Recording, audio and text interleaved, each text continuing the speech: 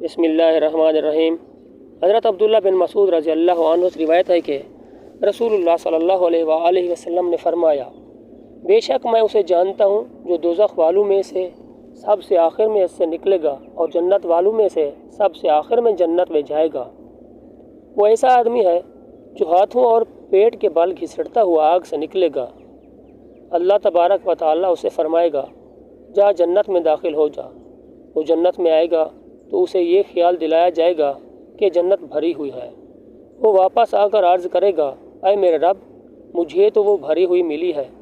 اللہ تبارک و تعالیٰ اسے فرمائے گا، جا جنت میں داخل ہو جا۔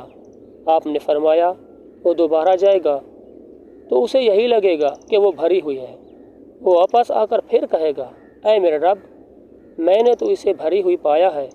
اللہ تعالیٰ اسے فرمائے گا، جا جنت میں داخل ہو جا، تیرے لیے وہاں پوری دنیا کے برابر اور اس سے 10 گنا زیادہ جگہ ہے، یا تیرے لیے دنیا سے 10 گنا زیادہ جگہ ہے۔ آپ نے فرمایا، وہ شخص کہے گا، کیا تو میرے ساتھ مزاح کرتا ہے یا میری ہنسی اڑاتا ہے، حالانکہ تو ہی بادشاہ ہے۔ عبداللہ بن مسعود رضی اللہ عنہ نے کہا، میں نے رسول اللہ صلی اللہ علیہ وآلہ وسلم کو دیکھا، آپ ہنس دیے یہاں تک کہ آپ کے پچھلے دندان مبارک ظاہر ہو گئے۔